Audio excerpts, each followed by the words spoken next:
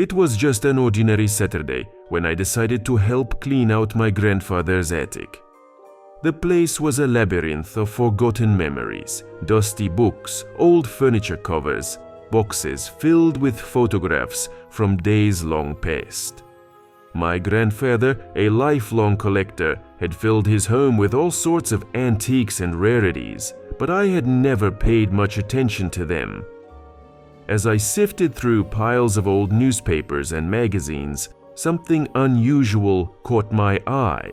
Tucked away in a neglected corner was a small, intricately carved figurine covered in a thick layer of dust.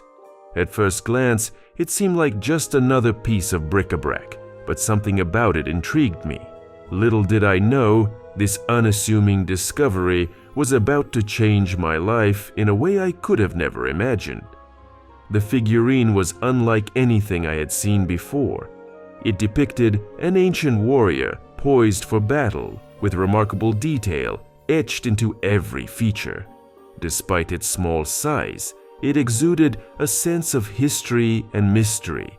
Curious, I carefully wiped off the dust, revealing a faint inscription on the base, a clue to its origin. Intrigued, I decided to do a bit of research. Armed with nothing but my phone and a strong internet connection, I delved into the depths of history and art. Hours passed as I scoured antique databases and forums, seeking any information that could shed light on this mysterious figurine. My initial search turned up little. It seemed to be a needle in a haystack. But as I dug deeper, I stumbled upon a forum post that made my heart skip a beat. A collector was describing a similar figurine, valued at tens of thousands of dollars. The realization hit me like a thunderbolt. Could this dusty trinket in my hand be a hidden treasure? Excitement and skepticism battled within me. It seemed too good to be true, yet the possibility was too enticing to ignore. I decided to take the figurine to a local expert in antiques for appraisal. The drive to the antique shop was a blur, my mind racing with thoughts of what might be.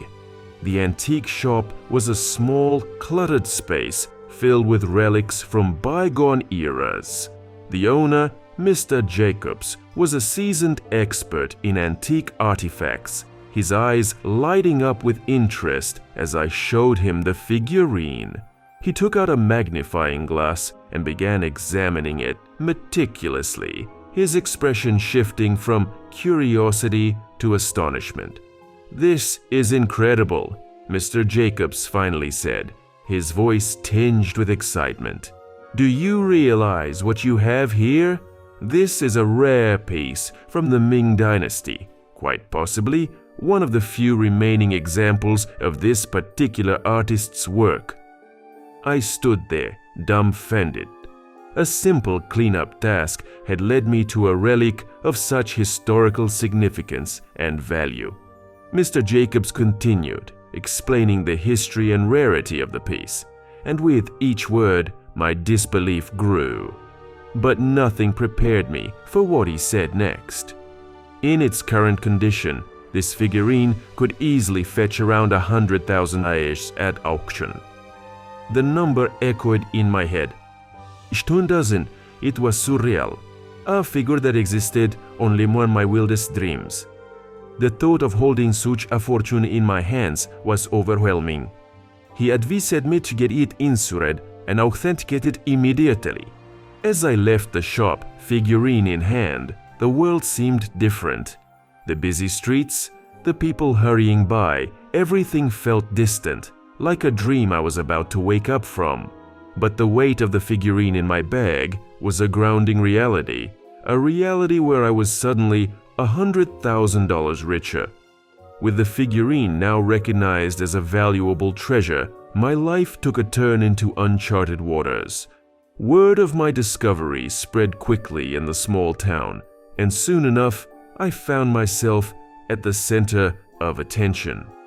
People I barely knew congratulated me, and some even offered to buy the figurine right there and then. but I knew this piece was too special for a quick sale. In the following days, I contacted an auction house specializing in rare artifacts. They were thrilled about the figurine and suggested an auction where collectors from around the world would be present. The thought of people bidding on something I found in an attic was exhilarating yet daunting. As the auction day approached, a mix of excitement and anxiety swirled within me. The auction house had done a magnificent job with the presentation, and my little warrior was now the star of the show. I watched in awe as affluent collectors and historians admired it, discussing its worth and history in hushed tones. Then came the moment of truth. The bidding started at a modest 10,000 but quickly escalated. Each new bid sent a surge of adrenaline through me. The numbers climbed: $30,000, $50,000, $75,000. My heart raced as I witnessed a fierce bidding war unfold before my eyes. Finally, the hammer fell at $100,000. A wave of disbelief and elation washed over me. I had turned a dusty attic feint into a fortune in just one day. The buyer, a renowned collector, approached me after the auction, expressing his admiration for the piece and how it was a perfect addition to his collection of Ming Dynasty artifacts.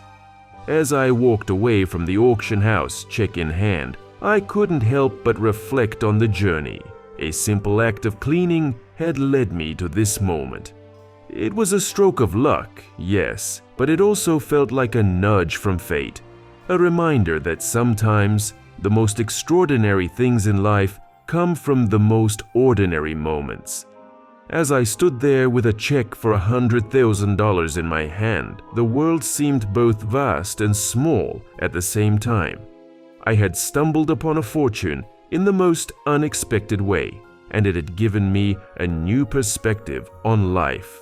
The experience taught me that value often lies hidden in the most unassuming places, and that patience and a keen eye can reveal wonders. The money, while life-changing, wasn't the only treasure I found that day. The true value lay in the connection I felt to my grandfather and our shared history. The figurine was not just a piece of art, it was a legacy, a piece of history passed down through generations. It made me appreciate the stories and memories that each object in his collection could hold, stories that were now a part of me.